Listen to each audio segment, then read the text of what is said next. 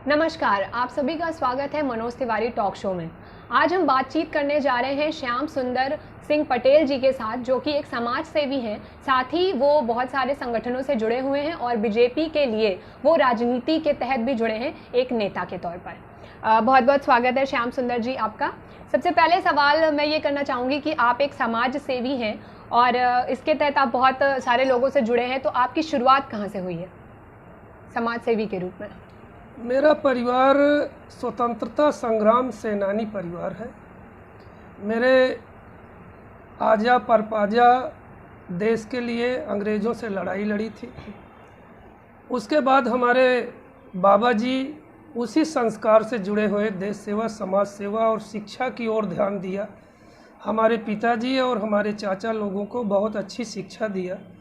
शिक्षा के क्षेत्र में आकर के हमारे पिताजी, माताजी या हमारे चाचा लोग बहुत कुछ हम लोगों को समाज सेवा, देश सेवा और लोगों के जन कल्याण के एक संस्कार डाले, जो संस्कार मेरे बीच आए।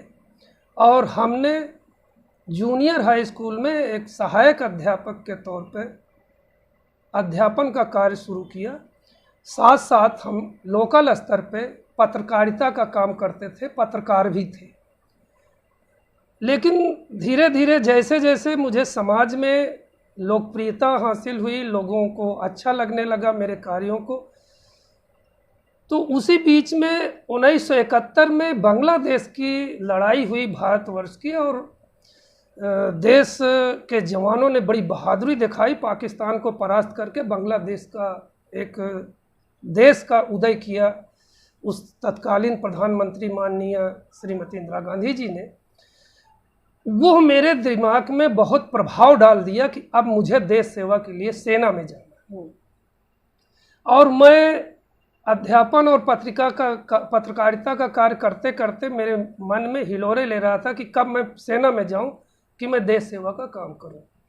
और 29 जून 1977 को यहीं इलाहाबाद में टीए बटालियन में एक बहुत बड़ी भर्ती आई, जिसमें मैं हजारों लोग गए। पहले नंबर पे मेरा सिलेक्शन हुआ। मेरा एग्जामिनेशन बनारस में हुआ, मैंने एग्जामिनेशन भी पास कर लिया। उसके बाद भी मेरे मन में ये था कि पता नहीं सिलेक्शन होगा कि नहीं होगा। मैं बनारस से लौटने के बाद बड़े हनुमान जी के दरबार पे गया और मत्था टेका, प्रसाद चढ़ाया और बोला कि बजरंग बली, मुझे फौज में ज़रूर सेवा के लिए मुझे मौका दे देना। उनकी कृपा हो गई। 15 दिन के अंदर मेरे पास टेलीग्राम आ गया कि आप ट्रेनिंग के लिए जाइए, और मैं ट्रेनिंग में गया। ट्रेनिंग के दौरान बहुत सारे संघर्ष मैंने झेले और एक एडवेंचरस लाइफ बना दिया मुझको, साहसी। और बहुत मेरे अंदर देश के प्रति जज्बा आया और मैंने पूरी सेवाएं किया। और सेवा के दौरान एक सैनिक का सबसे बड़ा जीवन का संकल्प होता है कि युद्ध लड़ूं और युद्ध में विजयी बनूं और विजयी बहादुर बनूं। वो मुझे गौरव प्राप्त हुआ। और 26 जुलाई 1999 को हमने कारगिल युद्ध विजयी हासिल किया। मैं कारगिल युद्ध विजेता भी। बड़ी अच्छी बात है ये तो मुझे देश सेवा के साथ साथ जब मैं रिटायर होके आया तो मुझे लगा कि मुझे अब देश के अंदर तमाम तरह की सामाजिक कुरीतियाँ, सामाजिक परेशानियाँ, तमाम तरह की विभिन्न तरह की दिक्कतें आती हैं। अब मैं संगठन के साथ जुड़ करके मैं उनकी समस्याओं को दूर करने के लिए समाज सेवा करूँगा। मैंने समाज सेवा करना शुरू किया। शुरुआत की मैंने स्कूल कॉलेज से। उसके बाद मैंने पूर्व सैनिकों का एक संगठन बनाया, वीर सेनानी पूर्व सैनिक कल्याण समिति प्रयागराज, जो 35,000 भूतपूर्व सैनिकों का संगठन है, उसका नेतृत्व करता हूँ। उसके मार्फत मैंने बहुत सारे कार्यक्रम किए। उसके बाद तमाम कुछ संगठन मेरे साथ और खड़े हुए। महिलाओं के संगठन खड़े हुए, महिला अधिकार संगठन, अग्निशिखा मंच, संजीवनी जैसे तमाम महिला के संगठन जिसका मैं पैट्रन हूँ। और उनके साथ जुड़ करके मैंने महिलाओं की समस्या पे ज़्यादा जोर दिया। महिलाएं जिस देश की शिक्षित हो जाएंगी और बच्चे संस्कारित हो जाएंगे, वह देश स्वर्ग हो जाएगा। सर, आपने बताया आप सेना के एक जवान रह चुके हैं प्रॉपर वे में, और आपने बहुत लंबे समय तक सुरक्षा प्रदान करी है देश को। तो सेना का जवान होते हुए जो आपने अपनी तरफ से जो भी मन में आपके ख्याल आए होंगे, उसके बारे में कुछ बताइए कि एक जवान के मन में कैसे विचार उत्पन्न होते हैं जब वो देश की रक्षा कर रहा होता है। जवान के मन में यही लगता है कि देश सर्वोपरि है, देश की किसी भी तरह की समस्या से जूझने के लिए यह शरीर बना हुआ है, हम तन मन धन से समर्पित हैं। जिस तरह सरकार हमें इस्तेमाल करेगी उस तरह से हम साथ देंगे। अगर कोई लॉ एंड ऑर्डर खराब होता है तो वहाँ जाएंगे, आग लगेगी तो बुझाने जाएंगे, बाढ़ आ गई तो जाएंगे, किसी भी तरह की समस्या होगी सेना को बुलाएगी तो हम हर वक्त तैयार हैं देश की सेवा, बाहरी आक्रमण से बचाने के लिए और अंदरूनी समस्या के लिए। यही सैनिक का धर्म होता है। जी, आप कई संगठनों के संरक्षक भी हैं, तो ये सारी चीज़ें आप मैनेज कैसे करते हैं? जैसे कि एक समाज सेवी भी, और अब बहुत समाज सेवी के साथ जो संगठन जुड़ जाते हैं आपके साथ, हर जगह ध्यान देना होता होगा, कैसे? बिल्कुल बिल्कुल। देखिए, एक सैनिक जो होता है वो 24 घंटे का एम्प्लॉय होता है, और जो 24 घंटे देश के लिए, समाज के लिए, जीने के लिए अपने आप को समर्पित करता है, तो उसके लिए यह मैनेज करना कोई कठिन काम नहीं है। और मैं मैनेज कर रहा हूं और हर जगह मेरी उपस्थिति रहती है। आप कहीं भी देख लीजिए, कहीं भी कोई समस्या होगी तो मैं वहां जरूर मिलूंगा। तो यह मेरा एक स्वभाव बन गया है। रात को जरूरत पड़ेगी तो खड़ा हूँ, दिन में जरूरत है तो खड़ा हूँ। यही सैनिक का धर्म होता है। जी, आप महिलाओं पर होने वाले अत्याचारों के खिलाफ भी हमेशा बोलते नजर आए हैं, जुड़े रहते हैं ऐसे मुद्दों से। तो समाज में महिलाओं को लेकर जो रूढ़िवादी बातें होती हैं, उसको लेकर आप क्या सोचते हैं? देखिए, ये भारतवर्ष सांस्कृतिक परंपराओं, रीति रिवाजों, धार्मिक मान्यताओं का देश है। जी, यहाँ परंपराएं कुछ तरह तरह की हर वर्ग, हर समुदाय में होती हैं। उन परंपराओं को आज के इस लोकतांत्रिक प्रक्रिया में व्यवस्थित करने में बड़ा समय लग रहा है, और उन्हीं दिक्कतों के कारण कई दफ़ा आज शिक्षा क्षेत्र में लड़कियां बहुत आगे शिक्षित हो गई, आगे बढ़ गई हैं, तो पुराना और नए के बीच में बहुत गैपिंग हो गया। जी। तो अब जब आज शिक्षित लड़कियों को मौका दिया जाता है, वो खुल कर के मैदान में काम करती हैं, तो जब उनकी परंपराओं में कोई दिक्कत आती है तो समाज उनको गलत दृष्टि से देखता है और डांटता है, बिगड़ता है और बुराइयां फैलती हैं। उस बुराई को दूर करने के लिए हम लोग समूह रूप में समझाने का प्रयास करते हैं कि समय को बदलते हुए अपने आप को, हमें आपको बदलना है और इन्हें मौका देना है, जिससे ये शिक्षित हो सके, आगे बढ़ सके और देश को हमें बहुत आगे ले जाना है। जी, अच्छा, जो ये समाज सेवी होते हैं वो अक्सर राजनीतिक तौर पर भी कार्यरत होते हैं, राजनीति करते नजर आते हैं। तो आपने भी इच्छा जाहिर की थी, अभी आपने बताया, जिक्र भी किया था, तो आपको टिकट नहीं मिल पाया, आपने बीजेपी की तरफ से चुनाव लड़ना चाहा, तो इसके बारे में ऐसा क्यों हुआ? ऐसा कुछ अगर आप बता सके तो, कि क्या वजह हो सकती है? देखिए, समाज सेवा का विस्तृत रूप है राजनीति। जी। राजनीति पार्टियों के, दलों के आधार पर होती है। कौन किस स्वभाव का व्यक्ति है वो उस दल में जाकर के शामिल हो जाता है। मुझे भारतीय जनता पार्टी देशहित में, जनहित में, लोगों के कल्याण करने की एक ईमानदारी और निष्ठापूर्ण पार्टी नजर आई, इसलिए हम सैनिक होने के नाते वो मेरे स्वभाव के अनुरूप रहा। मैंने भारतीय जनता पार्टी को प्रेफर किया और वहीं जाके काम भी कर रहा हूँ, वहीं टिकट मांग रहा हूँ। अन्य पार्टियों के लोगों ने मुझे बहुत बार कहा कि तुम मेरे पार्टी से लड़ जाओ। मैंने कहा मेरे स्वभाव के अनुकूल नहीं है, इसलिए मुझे नहीं मिलेगा टिकट, मैं नहीं लड़ूंगा, लेकिन लड़ूंगा तो भारतीय जनता पार्टी से। जी, तो भविष्य में राजनीति को लेकर आपका कोई प्लान है? बिल्कुल प्लान है। क्या उसके अगर हम समाज सेवा निकले हैं तो बहुत सारी समस्याएं ऐसी आ जाती हैं जो सरकार से जुड़े हुए विषय होते हैं। प्रदेश सरकार भी हो सकता है, केंद्र सरकार से भी हो सकता है, प्रशासन से भी होता है। अगर हम सांसद या विधायक बनते हैं तो हमारे पास सत्ता का एक शक्ति आती है, जिसके आधार पर हम उन समस्याओं को बड़े आसानी से सुलझा लेते हैं। इसलिए लोग बाग, समाज सेवी लोग राजनीति की ओर जाना चाहते हैं या राजनीतिक लोग उनको अपनी ओर खींच लेते हैं। ये दोनों का एक दूसरे का दोस्ताना है, बिना इसके नहीं चल सकता। तो आप ये बताइए कि अभी जो वर्तमान सरकार है वो अर्थव्यवस्था को लेकर उसने बहुत निर्णय लिए हैं, जिसमें से कई निर्णय गलत भी हैं, सही भी हैं। तो उन निर्णयों के आधार पर अगर आपसे पूछा जाए कि सरकार जो है वो फिलहाल आगे क्या करने वाली है, और अगर आप अपने तरीके से कुछ बता सकें कि हाँ सरकार को किस तरह काम करना चाहिए जब जाकर चीज़ें थोड़ा सही होंगी, संतुलित होंगी। देखिए, यह देश जब आज़ाद हुआ था तो इस देश की आबादी 37 करोड़ थी। आज की डेट में लगभग 137 करोड़ हो गई, नहीं 100 करोड़ आबादी बढ़ गई। इसलिए जो ये 100 करोड़ आबादी बढ़ी है तो निश्चित रूप से हमारी डिमांड बढ़ गई, हमारी आवश्यकताएं बढ़ गई, हमारी समस्याएं बढ़ गई।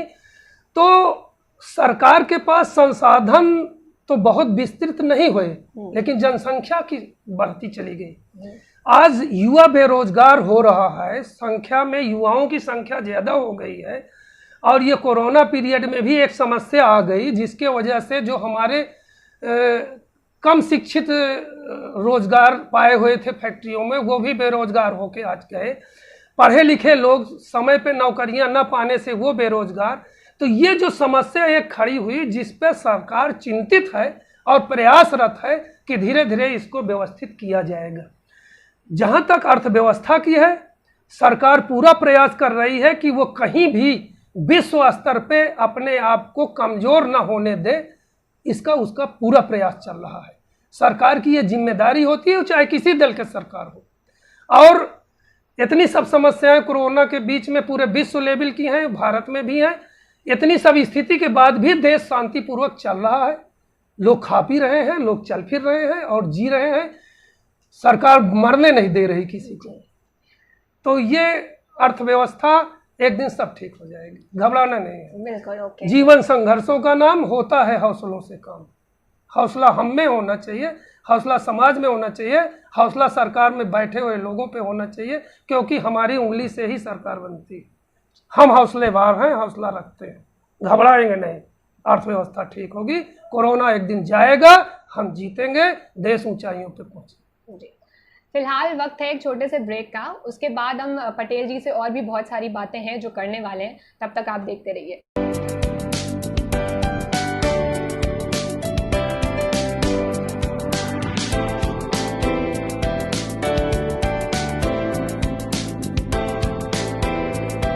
पटेल जी से जैसे कि बातचीत हो रही थी, तो अब उनसे अगला सवाल किया जाए। सर आप बताइए, समाज सेवी जो होते हैं वो कभी रिटायर नहीं होते, लेकिन समाज सेवियों का तो रिटायरमेंट नहीं होता, लेकिन आपने रिटायरमेंट के लिए फ्यूचर में अगर पूछा जाए तो कुछ प्लानिंग करी हुई है? देखिए, जो व्यक्ति देश और समाज के लिए कुछ विचार और चिंतन रखता है वो कभी रिटायर नहीं होता। जी, हम सेना से रिटायर हुए हैं लेकिन टायर्ड नहीं हुए। अच्छा। आज भी वही जोश और जज्बा है। और हमने जो शपथ खाई है इस देश के लिए, वो शपथ हमारी तब खत्म होगी जब हमारी मृत्यु होगी। मरने से पहले शपथ कोई खत्म नहीं होती। हमने देश के लिए शपथ लिया है, किसी भी परिस्थिति में देश के लिए, आग के रास्ते, हवा के रास्ते, पानी के रास्ते, चाहे मेरी जान ही चली जाए मैं गुजर जाऊंगा। चलिए, अच्छा, एक व्यक्तिगत सवाल करते हैं आपसे कि आपके जीवन में बहुत सारी घटनाएं हुई होंगी, कोई ऐसी घटना जिसका आप जिक्र करना चाहें जो आप कभी भूल नहीं सकते? देखिए, जीवन संघर्षों का नाम होता है हौसलों से काम। घटनाएं आएंगी और चली जाएंगी। घटनाएं कभी याद रखने वाली नहीं होती, लेकिन फिर भी आपने सवाल किया है तो आपको उत्तर देना लाजमी है। घटनाएं सेना के दौरान मेरे 2-3 घटनाएं घटी। पहली तो खूबसूरत घटना ये घटी कि मैं अध्यापन और पत्रकारिता छोड़ करके सेना में जाने का एक जज्बा रखा और बजरंग बली ने मुझको वो अवसर दिया और मैं सेना में भर्ती हुआ। बहुत खुश हुआ। उस दिन मेरे जिंदगी का सबसे खुशी का दिन था। लेकिन जब कारगिल युद्ध में हम शामिल हुए और गिलगिट की पहाड़ियों में चालुका पोस्ट के पास 22,000 हाइट फीट पे रात को 2 मैन सेट टेंट के अंदर लेटे हुए थे, तो करीब 6 इंच की बर्फ गिर गई रात में। बर्फ गिरने के बाद वो टेंट दब गया, हम बर्फ में दब गए, सांस लेना मुश्किल हो रहा था। उस समय हमको ये लग रहा था कि बिना युद्ध लड़े ही लगता है हम मर जाएंगे। एक सांस आई तो दोबारा सांस आएगी कि नहीं, ये घबराहट हुई। वो मेरे लिए बहुत बड़ा मतलब दुखद घटना थी कि हे प्रभु, ये क्या करने जा रहे हो कि मैं बिना युद्ध लड़े बर्फ में दब के मर जाऊंगा, तो मैं क्या सैनिक का धर्म निभाऊंगा। वो दिन मुझे नहीं भूलता। लेकिन रात को जैसे ही हम दबे, रात को ड्यूटी करने वाले सारे सैनिक दौड़ पड़े, टेंट में दब गए, पटेल जी दब गए, और दौड़ करके उन्होंने तुरंत बर्फ हटाई और तुरंत टेंट को बाहर फेंका और मुझे सांस आई और मैं जीवित हुआ। तो यह एक मेरे लिए वो दिन नहीं भूलता कि कितनी कठिनाइयों के बीच हमने इस देश के लिए लड़ाई लड़ी, कितनी कठिनाइयों के बीच अपने जीवन को संघर्ष के साथ जीवित रहते हुए आज समाज के बीच में दहाड़ रहे हैं। तो ये जो क्षण है वो जिंदगी का मुझे दूसरा पहलू मिला, वो मुझे नहीं भूलता। अब इसी के साथ ये तो आपकी ना भूलने वाली बात थी, कोई ऐसा वाकया हुआ जिसको आप याद ही नहीं करना चाहते इतने बड़े जीवन में, कोई ऐसी घटना? भगवान की कृपा से ऐसा कोई वाकया नहीं है जिसे आप याद नहीं करना चाहते। नहीं, याद करना नहीं, कोई वाकया ही नहीं हुआ। विद्यार्थी जीवन में पढ़ाई लिखाई किए, अध्यापन के जीवन में अध्यापन का कार्य किया, फिर माता पिता के साथ कहीं खेती बाड़ी के काम करते रहे तो कहीं कहीं समाज सेवा के कार्य करते रहे। तो कोई घटना इस टाइप की नहीं हुई हमारे जीवन में, हमारे परिवार में इस तरह घटना नहीं हुई कि कहीं गोली चली हो, कहीं मारपीट हो गई हो, किसी का जमीन कब्जा कर लिया, मुकदमा चल रहा हो। भगवान की कृपा से मेरे घर में कोई मुकदमा नहीं चल रहा, किसी से लड़ाई नहीं, हम किसी के कर्जदार नहीं, न किसी से हमारा झंझट हुआ। जबकि सेना में होने के नाते 315 बोर राइफल से लेके कोई असलहा नहीं जो मेरे घर में लाइसेंसी ना हो, लेकिन कभी लेके नहीं चलते क्योंकि किसी से लड़ाई नहीं है, कोई समस्या नहीं है। इसलिए समस्या रहित व्यक्ति, और जो समस्या रहित व्यक्ति होता है वही समाज के लिए लड़ने के लिए खड़ा हो सकता है, नहीं तो वो अपने ही समस्या में पीड़ित रहेगा। समस्या रहित होना बहुत जरूरी है। तो ईश्वर कृपा से मैं समस्या रहित हूँ। बड़ी अच्छी बात है। ये तो एक आखिरी सवाल और आपसे करना चाहूँगी। जरूर। एक नेता के तहत और एक समाज सेवी के रूप में भारत की जनता से आप अपनी तरफ से कोई अपील करना चाहेंगे? मेरी अपील तो अपने देशवासियों, भाई बहनों, नौजवान साथियों, नन्हे मुन्ने बालकों सभी से ही है कि देश सर्वोपरि है। जब भी सोचिए देश के लिए सोचिए।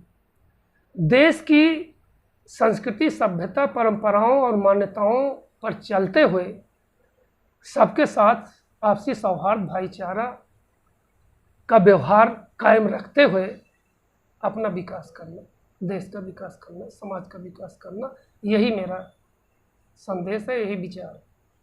आइए हम सब मिलकर देश को आगे बढ़ाएं, समाज में खुशहाली लाएं, हरा भरा सुंदर घर बार बनाएं। बहुत बहुत धन्यवाद जी पटेल जी आपका, अपने इतने भी जितना समय निकालकर हमसे बातचीत करी। अब जैसा कि आपने देखा कि श्याम सुंदर सिंह पटेल जी से बातचीत हुई, उन्होंने बहुत सारे विचार हमसे अपने बांटे। उन्होंने राजनीतिक तौर पर कुछ विचार बताए, समाज सेवी के तौर पर उन्होंने क्या क्या सोच रखी है अपने मन में उन्हें शेयर किया। एक सेना में भर्ती होने के बाद उन्होंने जो उतार चढ़ाव देखे, जो समस्याएं देखी, जो जिस निडरता से उन्होंने कार्य किया, उस पर भी उन्होंने खुलकर बातचीत की और एक संदेश भी दिया है सारे देशवासियों को।